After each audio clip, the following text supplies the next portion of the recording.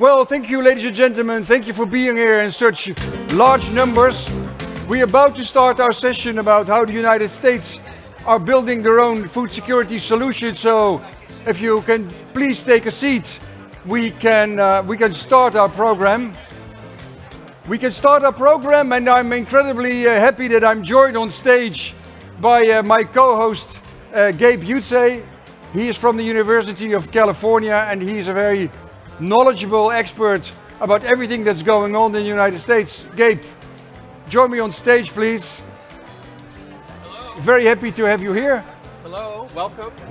I think My mic working? there's no conspiracy. Your mic will be working very soon if it is not now. Hello. Mic test. You wanna talk to mine? My test? Well, I think he's got mine on instead Yeah, of yours. there you are. mic test. Is that working? Nope, I think not. Still. No, sir, he's got. Mic test. But well, let me do the introduction. Where you can talk anyway, so you'll be heard. But ladies and gentlemen, United States also has caught the attention of all those working in horticulture in the Netherlands. Excuse me, sir. Because the construction that's been going on of ecosystems of horticulture in many regions in the United States have caught a lot of attention. It is also one of the most frequent foreign delegations that we receive at the ministry, and also in the horticulture areas like the Westland, the United States. They're always there, so we're very happy to have such a large crowd from the US here today, and that we can have this dedicated session. The purpose of this knowledge session is to promote sustainable agri and food production, and to prepare for the future. So feeding the world's population, and I think that's also certainly an item in the United States. Gabe, I think by now it should be working. Maybe you want Testing. Is that to working? add. I'll just come or over maybe here you can and see use if I this can one. use this mic. How's this mic? Is this mic working? Is that working? There we go. Yeah, you're All wrong. right. Well, hello, my name is Gabe Jutze. I'm the Chief Innovation Officer at the University of California, Agriculture and Natural Resources. Very pleased to be here.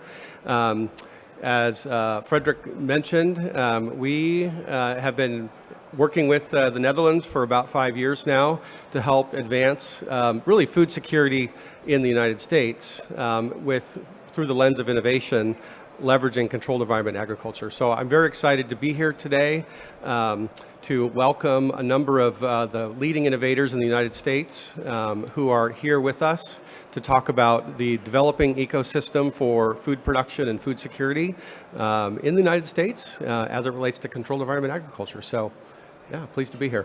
Yeah, thank you very much. And I really apologize because I did not introduce myself properly. My name is Frederik Vossenaar. I work for the Ministry of Agriculture, Nature and Food Quality in the Netherlands. Well, having done all that and having done the introduction, I would like to call to the stage Mr. Chris Higgins, and he is the president and co-founder of Hort Americas, focused on the better future through access to information, education, fresh and healthy foods, it says here, so it must be true. It's got to be true. Very welcome here. Am I working? Okay.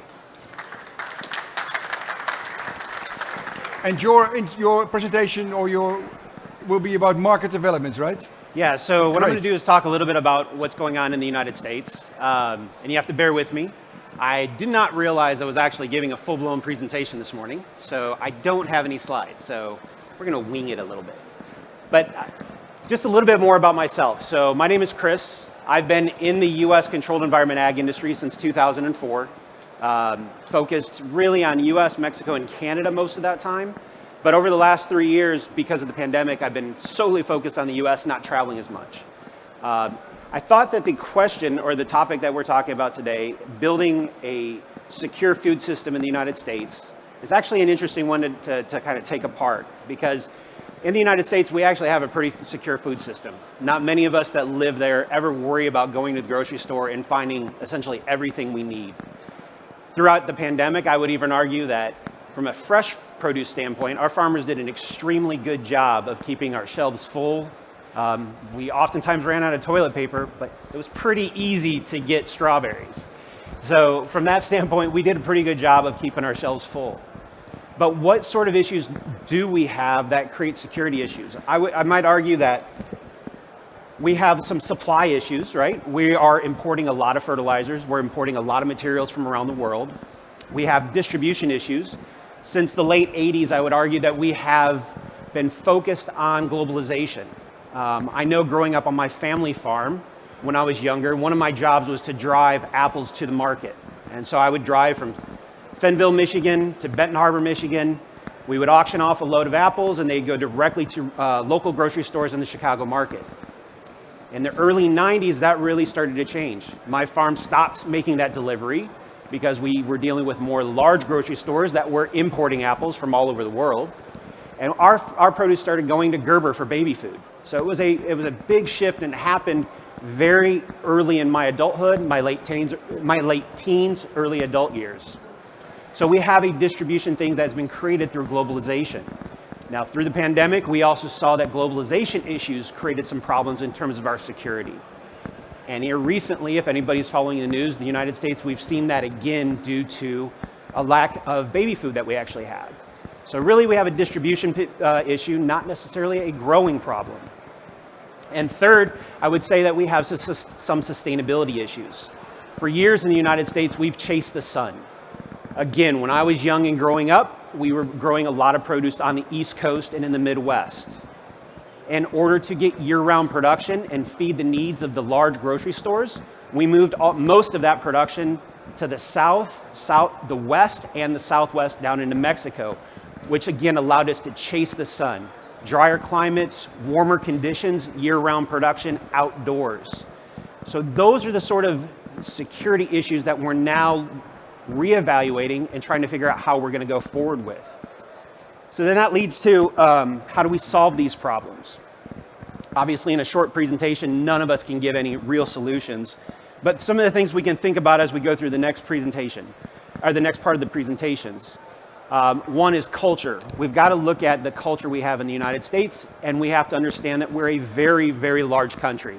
If you consider North America, because for a lot of us, traveling to Mexico or Canada is just part of our daily business activities. If you consider the North American market, that's even a bigger landmass that we have to figure out how to feed, deal with transportation and logistics. But from a regional, cultural difference standpoint, for anybody, again, who has traveled in the United States, doing business in Georgia is very different than doing business in California. Doing business in Kentucky is very different than doing business in Washington State. So when we look at how we're going to solve our problem, we have to look at our country as a bunch of smaller states with regional differences and cultural issues. From that standpoint, our solutions should keep that in mind. We have to look at the natural resources that we have access to. In some parts of our country, water is a big issue. In other parts of our country, water's not. In some parts of our country, labor is a big issue. In other parts of our country, labor's not. But the question is, does that labor want agricultural jobs? Do they want to work in the agricultural sector? And what jobs do they want to perform within those sectors? Third, we have to look at our communities. Our communities have changed drastically. And if you look at what we refer to in the United States as our flyover zones, a lot of those were traditionally our ag areas. Ag has moved out. There's not a lot of jobs. There's not a lot of industry. The population in those regions have shrunk. So when we try to take business back to those regions, we now have to figure out how we're going to bring people back and then get people that want to work in ag in those positions. So again, thinking about culture, natural resources and human resources, and community is some of the bigger challenges we have going forward on how we create a secure food system. I'd like to give you just a couple of examples of things that have been working well. One, if we start with culture, one of the things that I found very interesting with a recent project I'm working on is I brought a grape grower from California to North Carolina. And this grower has very, very large, successful grape grower looking to grow produce closer to the markets. So he's looking at the East Coast and as close as he could get to the East Coast with the right climate. The first question he asked me after 2 days of visiting North Carolina is, where are all the ag businesses? And I said, well, what do you mean? said, where are the irrigation companies? Where are the trucking companies? Where's the cold storage? And this is coming from a guy that's from Bakersfield, California, which is nothing but agriculture. And what he slowly realized is that if he wants to bring his business into this part of North Carolina, that he's got to build all of that. He's got to find trucking companies. He's got to find cold storage. He's got to find labor that is accustomed to doing agricultural jobs. And he's got to find a support system that can provide him products and services in the way he used to. It's going to be a big challenge. Other companies like some that you guys might have heard about, Gotham Greens. Gotham Greens is taking a different approach. They're building smaller greenhouses spread across the United States. So they started off as a New York company. Second facility was in Chicago. They have a facility in California and Colorado now. And what they're being forced to do is trying to train within to be able to get growers, educated growers, to go run their facilities as they move around the country. So that's another option we can look at. Finally, when we look at building community, I would say that Dave Nichols, who you guys will hear from a bit, he and I worked on a project to actually build agriculture or horticultural equipment in the United States. That project taught us that as we look at the resources we do have, there are manufacturing facilities in the US, this one happened to be an old General Electric's facility, that we could repurpose for horticultural products. So in 2020, during the height of the pandemic, we built an LED grow light factory in the US to support greenhouses being built in the US. This allowed us to do a handful of things. This allowed us to shorten lead times for the client, so they didn't have to put product on the water and worry about clearing the port and customs to get it there in time for their construction project. This allowed them to not have to build secured facilities to store the product in once they're in the middle of their construction project. But most importantly, this built jobs in rural parts of the United States that supported the agriculture industry. And that's the first thing that we need in order to rebuild the US ag industry, is to establish good paying jobs that involve multiple facets of the community that support the way we grow food going forward, so that we're more sustainable as we move forward. Well, Chris, you said it was okay to interrupt you, because when I listen to you, I would say many of the reasons that you, how you explain this horticulture development, all those factors, I would say, were always in place. But it is only now that we see so many delegations coming, and that we find so much that our partnership with so many entities in the US is strengthening. But from your description, because as I said, we receive many delegations here, we meet many people. But is there a nationwide change into growing locally and to this kind of horticulture? Or are we just seeing a small number of initiatives which are really catching attention here, but do not represent a very big development in the US? So there's a lot of Dutch manufacturers here that have done market studies on the US. They know the size of our market. Right now, if you look at the CEA market, there's less than 5,000 acres total of production using different CEA methods to grow tomatoes, peppers, cucumbers, leafy greens, culinary herbs, and now strawberries. Less than 5,000 acres. You compare that to what happens here in the Netherlands, it's a small fraction of what we have there. What we have had in the US is we've had a lot more interest from investors, from private equity, from venture capital, than what we've ever had in the past. And in a conversation this morning over coffee, it was said to me, well, we're now in a position where we have the money, we better deploy it in a way that makes sense, and we better do that fairly quickly because everything's changing again. That's what we like. So yeah, let's do it fairly quickly. That's a good idea.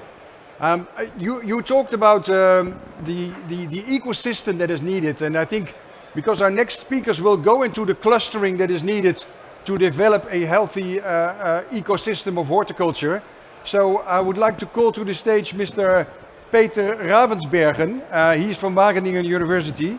And he is Wageningen University Economic Research, but he's the expertise leader in horticulture. Peter, you have the floor, albeit for a brief while. Presumably this is it, but I don't see anything on the screen. Are you doing a presentation, Peter? Or Yes. Yeah, then it should be on. De green... Met die moet hij lopen. So maybe I introduce myself quickly. Minuut of 5, Peter. Yeah. My name is Pieter Ravensberger. I work at Wageningen University of Research for the Applied Research Institute called the Economic Research Institute, based in The Hague and also in Wageningen. And Wageningen. So we start with the final one. That's also so I'm finished. Thank you. Thank you very much for my presentation. And I'm also project leader of a feasibility study together with Mark Williams from the University of Kentucky. My purpose is to share something about the clustering we know in the Netherlands and the advantages of that. Thank you very much. So I introduced Wageningen already, which is a #1 university in the world on agriculture, food and life sciences. So what is a cluster? Why clustering? And what is important of clustering? A cluster is a cohesive set of businesses and supporting institutions within an industry or within a set of related industries. Within there is both as well as cooperation as well as competition. That is the interesting part. And from our perspective, we take the supply chain from seed until the final plate from the consumer. So the whole supply chain, taking into account the industries, institutions, NGOs, etc. We know in the Netherlands many of these clusters. And on the picture you see the Westland. That is a cluster which has been growing over time, over decades, sometimes even more than hundreds of years.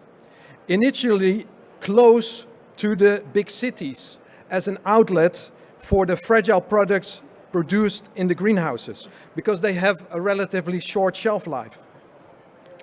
Cooperative structures like the auctions were soon developed near and in these clusters. And around these auctions became a business, more producers, more service suppliers, more technology suppliers, seed companies, service providers, also as research, education, banks and logistics. And later on in the Netherlands, we also designed the new clusters like Agriport A7, Next Garden, Siberia, California, and so on. But later on more. We have production clusters, but we also know trade clusters, trade parks. For example, here you see Trade Park Venlo. And these trade parks are, from the history, also connected mostly with the auctions, like Trade Park Westland we have near to Flora Holland, or in Aalsmeer. But also other parks like Fresh Park Venlo, as you see here, ABC Westland, Barendrecht, Ridderkerk, all connected to the former trade locations as auctions. And recently, we also developed a couple of new trade parks, where these trade parks are unique in combining the local production produced in the Netherlands and the import streams from the Port of Rotterdam and Schiphol, and distributing that in an efficient way to all the distribution centers we know throughout Europe. So why clustering? There are many advantages of clustering, like economic factors or spatial ecological factors. But there are also social and societal factors. You can see on this picture many advantages. In the Netherlands in the past, one of the major factors were the connection with the market. And also the so-called knowledge function has been very important. The knowledge function meaning the exchange of knowledge, sharing the knowledge, research and development, innovation, and that in the most efficient and sustainable way. And of course, the economic activities are very important advantages. Just about 2 decades ago, in the Netherlands, there was a huge demand for spacious plots, let's say areas of more than 20 hectares, for new companies that would like to grow due to the economies of scale. especially on the vegetable sectors. And another incentive was agrologistics. So to improve your logistics in a more efficient way. And in addition, the sustainability goal can also be pursued in a better way when clustering. So nowadays, the incentive for clustering has moved a little bit more to sustainability, agrologistics, and also the available workforce. So focusing on clusters, I would say, is not a goal, it's always a means. And one should check very carefully what the incentive is for clustering in a specific region. And as always, alone you go faster, but together you go further. And that is also with clustering. I have a couple of examples from the Dutch situation. For example, here you can see the Greenhouse Horticulture and Flower Bulbs Research Center in Bleiswijk, in the heart of the horticultural sector. And yeah, we also have here the World Horti Center in Naaldwijk, you all know, as one of the R&D centers in the Westland. Other example is the usage of geothermal heat. Here an example in the Westland. We have about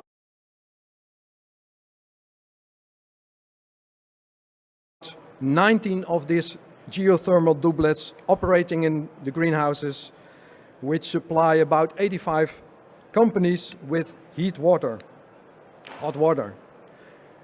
We have a biomass central in Next Garden, which is delivering green energy for the greenhouses next to it. We have the carbon dioxide network of residual carbon dioxide from the Port of Rotterdam, from Shell refineries, and also from an ethanol company.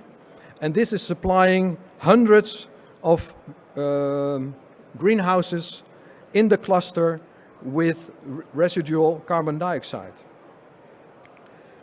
Another picture is that if you're clustering, you also can combine different functions. For example, your water coverage of the greenhouses, you can combine it with floating solar panels.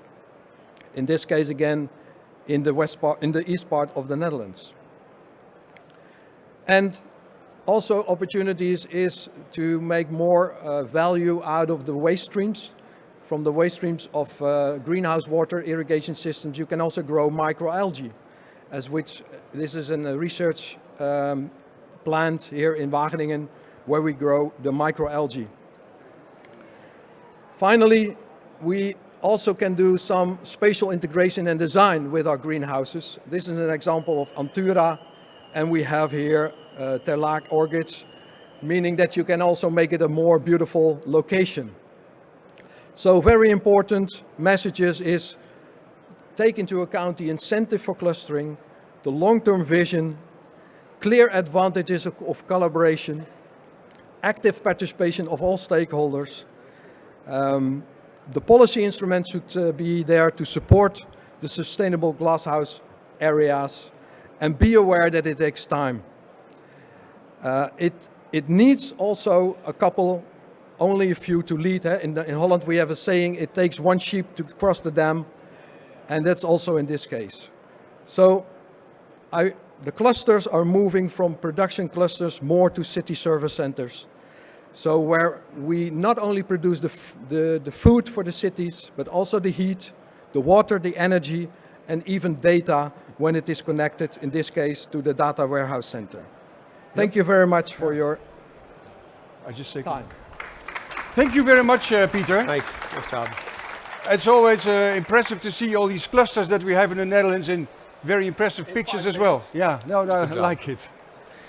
So we are running a little behind, so we won't have time for question and answers with Peter, but please do see him. Will you be around for a little bit after the presentation? Okay, so please do see Peter with questions, and I will next. So Peter, you're free to exit stage left. So next, I will move to an emerging cluster from Kentucky. And let me introduce Mark Williams, who is the chair of the horticultural department that really works on topics from plant genetics all the way to sustainable organic production systems.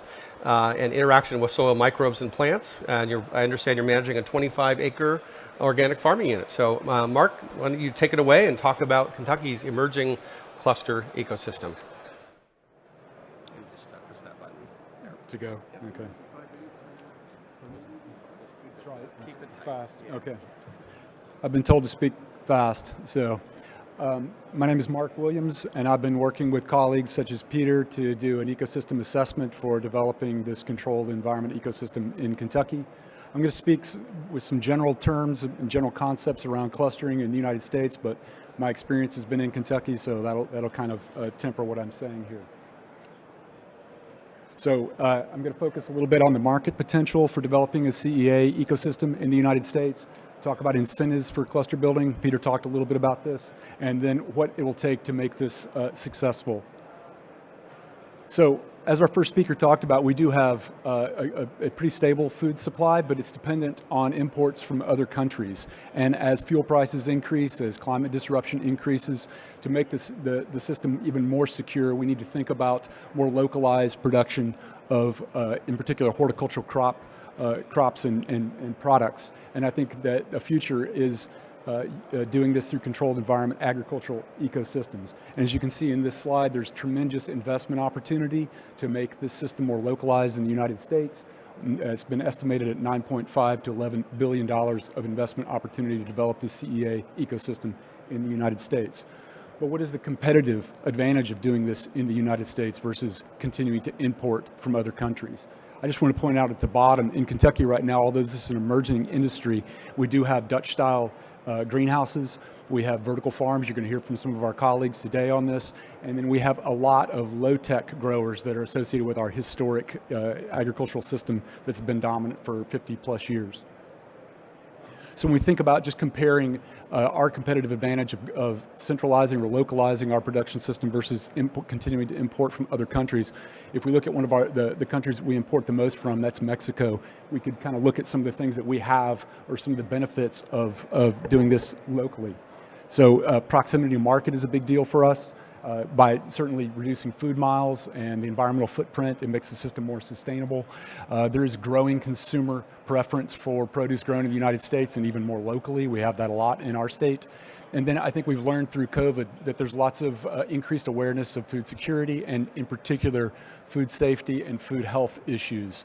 And depending on where you are in the United States, food health related issues are plaguing many of our states. And so thinking about not only a more sustainable food system, but one that's more healthy, I think is really important. But we do have some challenges to create this ecosystem in the United States. Certainly we have much more expensive labor than in Mexico. We have higher energy costs in general. And then since this is an emergent industry, much lower knowledge base. So when we think about incentives for clustering in the United States, why would we do this? We can think on a regional scale, like what's been done in the Greenport systems, and we've seen kind of a blueprint from doing this from Peter, and examples of what could be done. And there are examples in the United States around certain industries where we already do clustering. In Kentucky, certainly signature industries in our state like bourbon, equine industry, there's plenty of examples of clustering. So it's really connecting industries that are existing, developing new industries, and connecting them together. And so, certainly it starts with education and knowledge. Since this is a fairly new way of doing agriculture, knowledge will be really the driving thing. But advantages to doing this, it could create lots of opportunities for new jobs, new workforce creation, workforce training opportunities. And then existing components of the supply chain that are already there, everything from supply industries through post-harvest, through logistics, through services that are in some ways undeveloped at this point, like insurance, crop insurance for horticultural crops. These things need to be developed and then connected together to create this cluster supply chain all the way from the beginning to the end. And then when we think about even more regionally or locally to develop the clusters, what we need to do, we can look at energy parts of the country that have abundant energy, like our state has abundant energy from geothermal, from natural gas. We also have waste products from a historic industry, coal mining, that's now being used to create new fuel sources. There's lots of opportunities depending on where you are in the United States.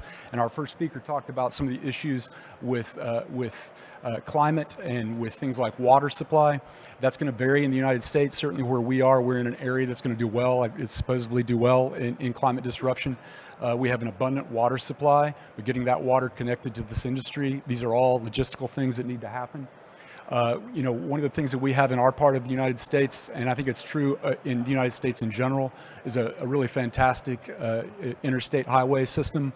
We have main roads that go through the United States, allow us to connect to a huge percentage of the United States population within a day's drive. I think using that from a logistics standpoint is critical. We have hubs in our state from Amazon, UPS, FedEx, DHL, building off of these existing logistics and connecting them to this new industry, I think will be critical going forward. And then for success, for this cluster and this industry to succeed in the United States, it's absolutely critical that the foundation is on education. And we need to educate growers, we need to educate a workforce, we need to educate public, and we need to really embrace the triple helix approach that's been so successful in the Netherlands. And our delegation, this is represented in our delegation right now, and continue to educate people on the possibility and what's happening in the Netherlands. We need to develop research and development centers like we've seen at the Horty Center and then at Wageningen Research yesterday. We're working on developing a Horty Center in Kentucky right now. We need to base our recommendations on science, science-based recommendations. All these things are critical, as well as support from state and regional and local governments. We need to incentivize the development of the controlled environment ecosystem in our regions of the United States. And this needs to be at all levels, from small growers all the way up to the large growers. We need to incentivize this and support it, and we need governmental support to do that. And I think this, depending on where you are in the United States, this is either a new thing, or the government is supporting traditional industries, and that needs to change. I think as sustainability measures increase and our awareness of this increases, hopefully governmental support will increase. And then also we need to increase education amongst the general public about what's possible in controlled environment agriculture. People know what they know in regions of the country that this is not developed. The idea of sustainability is even undeveloped in my mind in lots of the United States. So we need to increase awareness of all of that and the justification for doing this, especially moving forward into an uncertain future. So I want to thank you for your attention. Hopefully that was close. Yeah. Oh. Thank you very much, Mark. It was a high-speed presentation, but with very valuable information. Thank you very much for enlightening us. So next to the stage, ladies and gentlemen, I want to call Pim van Adrichem, who is the CEO of Hortitech, but also connected to what in Dutch is known as the Demo-kwekerij Westlands, which is a demonstration nursery. And it's very much an illustration of the practical sides of forming a cluster. For those who know the World Horti Center, large part of the demonstration nursery is now established there. So the interaction between students in the private sector and the government is almost optimal. But Pim, you can tell us how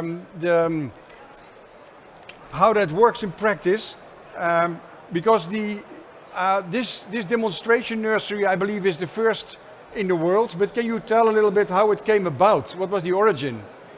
Yeah, it's working? Yeah, it's working.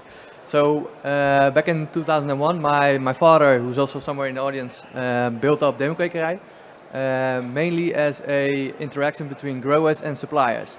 So normally, before that time, there was always a middleman in between, traders or manufacturers, sub-manufacturers, and they always sort of muddled the questions from the grower. So the grower in Holland and all over the world, they are usually innovative. They have new ideas on increasing production or being faster or more efficient.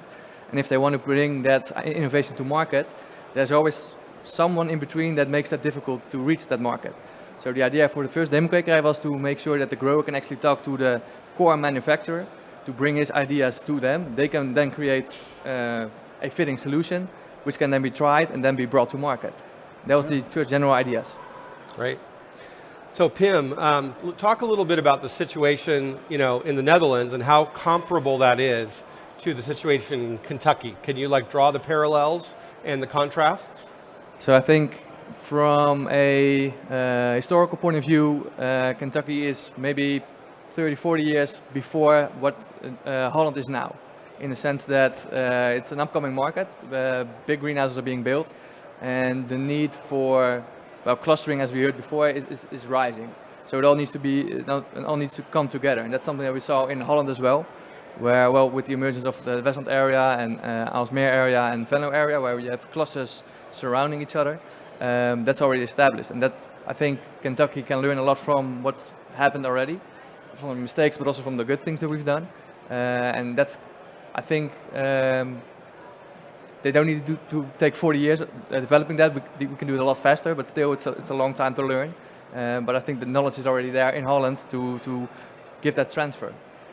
And the advantages are big enough. It's not when you see technology companies growing that they decide to construct their own greenhouse to do some demonstration and testing and practical research. You still have within the whole ecosystem a clear function to assist these companies.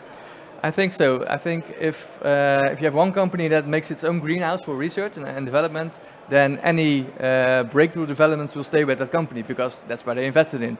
So if you have a third party, somebody who's not linked to a certain company who can demonstrate and research and educate, that brings that knowledge directly to the market because that knowledge then becomes public or should become public. And that's when you get innovations that can go faster and faster, because it's all some sort of public experience and exchange. All right, Pim, let's cap it off with a quick, what is a Horti Center and what's the goal of a Horti Center? Kentucky talked about developing one. Obviously, we've got the World Horti Center. What's the goal? So mainly giving ideas and movements a steady building, a place where they can all join and become a hub. So what we see in Holland with the World Horti Center, it's education, demonstration, innovation, they all come together, and that creates interactions which you would normally not see if you don't have a building where you combine it. So having a Horti Center hub can really boost development and also make sure that you don't miss any vital connections which can actually increase the speed of development and innovation. Great. Thank you very much, and well, concludes our quick lightning round of questions for you, Pim. So thank Pim very much. Thank you. Thank you, Pim.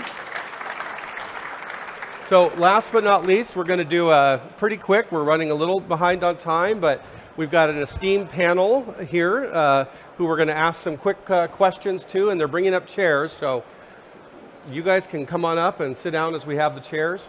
Why don't we stand over here? Yep, and of course we have Mark Higgins back.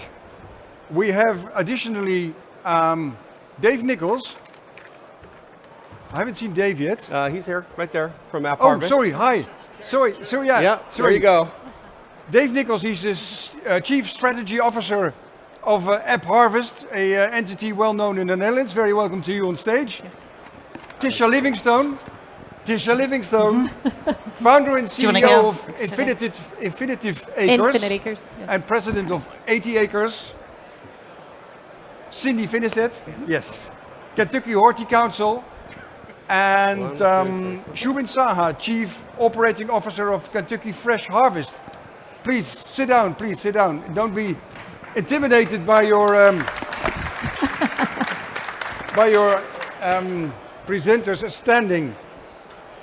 Well, so let's start with and we don't have a ton of time for this, so we'll make it quick, make your answers real brief. And then, of course, I'm sure the audience would love to talk to you all afterwards. But, we talked a lot about cluster building and cluster development here. Can you guys give your perspectives? You come from private sector, public sector. Give your perspectives on cluster development in your regions, whether it's Kentucky or elsewhere. How is that going, and really what's it going to take to sort of advance the CEA cluster forward in the United States? Yeah. Yeah, I think it's gotten even more important recently. So we're building 3 greenhouses this year, and we relied on logistics. Chris talked about it earlier.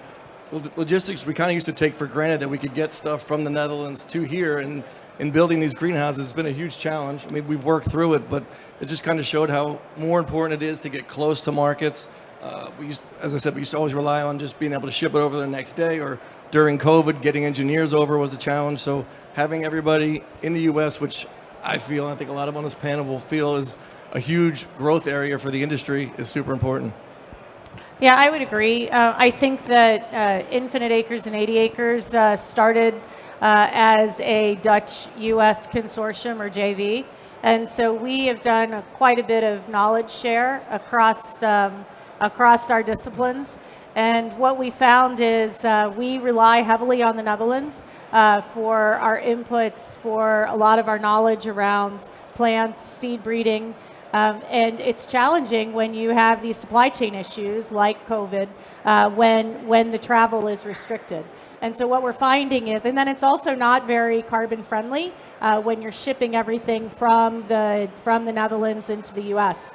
We need to be able to have a source of supply with the high quality and the knowledge that we have in the Netherlands, but we need it close to our base. So as we're building out Kentucky, we have our farms in Ohio. It's really important that we're collaborating and bringing more of the technology and the inputs into the US for us to be able to use.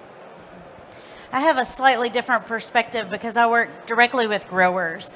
So our role is really making those connections and that knowledge transfer, and not just the large scale operations that you're hearing from, but also prospective entrepreneurs and small scale growers. So that's the role that we play, is making those connections, both helping growers connect with businesses where they have identified their needs, but also pushing information to growers to help move them to the next level, whether they want to or not, trying to get them that direction.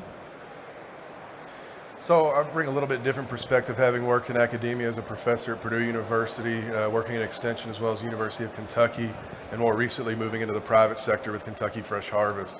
One of the things that I've seen working with growers closely and then interacting with people now as a grower myself is sometimes there's this sense of competition, and I don't feel that it needs to be there, because the way I look at it is we all need to succeed. And if one of us fails, then it's going to be a lot more challenging for all of us. So as Cindy and some of my predecessors here speaking said, that we need to think about the varying sizes of growers as well, and we need to bring them all up.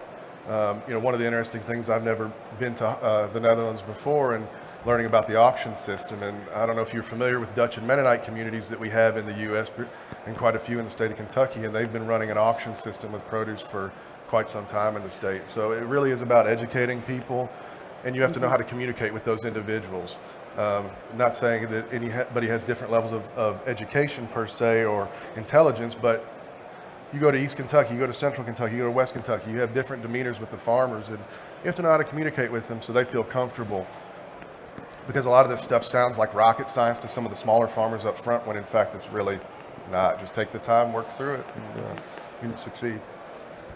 I think my position and my feeling about the topic is pretty different, because when we look at what you have here in the Netherlands, you have a very small geographical region. So most of the growers are a couple-hour drive from one another. If we use either Tish's business or Dave's businesses, the distance between their locations could be that of your entire country. So, and also from the US perspective, what does it mean if we have a company that has a farm in Chicago and a farm in Texas, right? We have different things that we need to solve for. We have different things that we need to research. So what does this mean? In the United States, it's going to mean something completely different, I guarantee it. We just have too many miles between farms, and we have too big of a country to do it by clustering one area. So from that standpoint, our industry has to get a lot bigger, a lot faster, because we have to support multiple areas of research that cover multiple regions, multiple topics, multiple crops, and multiple different growing methods that address local issues. Yeah, thanks.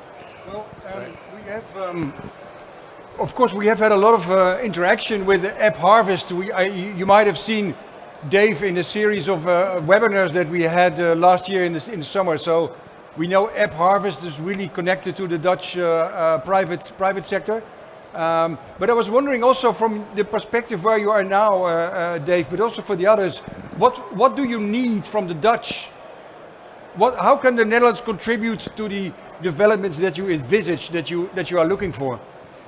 I mean, for us now, it's all about cost of production. So we're looking for technologies that can push our production costs down. I mean, we get bombarded with salespeople all the time saying they're going to increase our yields, but there's a lot of other pieces to the business than just yield. It's all about driving our costs down. Yeah, I would say that it's really about collaboration, finding the best companies in the Netherlands that want to be open and collaborate in the vertical farming space. and beyond the greenhouse space, being able to share knowledge, share best practices, and then figure out how we can transfer that into the unique application of vertical farming. My perspective would be scalability. So across all scales of operation, whether it's very small scale to very large scale, those things. And then also, of course, labor is a very big issue for us. So labor savings, labor efficiencies, those kinds of technologies would be very important to our growers.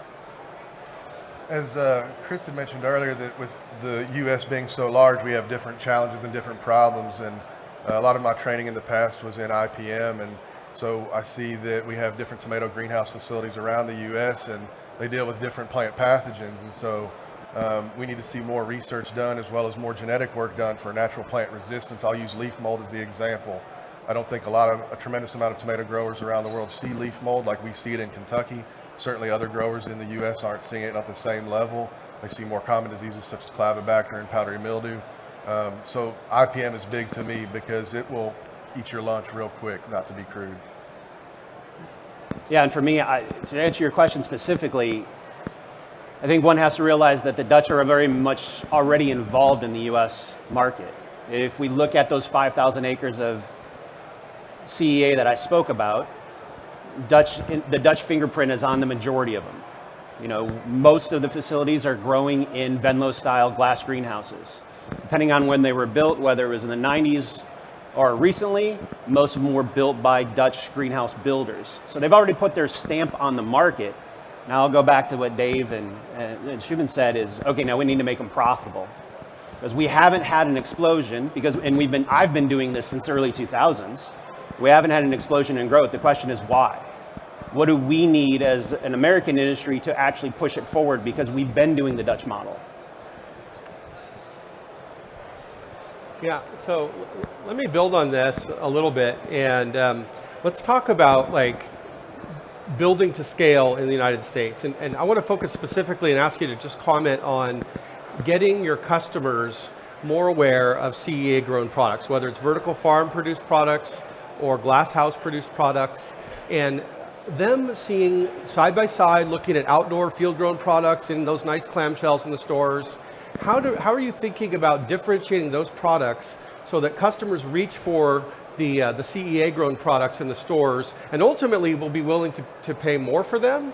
Or how do we create cost parity with outdoor grown products? And so really you're able to educate the consumer and really grow the market for CEA grown products in the US today. Because I would argue most consumers don't really know the difference when they're looking at the shelf. And we have to do all kinds of different tricks and things today to really get them to accept that product. So talk a little bit about how you're thinking about customers, and we're gonna grow that market space in the United States. Yeah, sure, I'm happy to. So when you think about customers, honestly, customers don't care if it's CEA grown or if it's field grown or if it's greenhouse grown or anything else. What they care about is that they have quality, they can rely on that quality, that the food tastes great. They love that with our products they can be pesticide free. They are pesticide free, and that they're going to last longer in their fridge or sitting on shelf.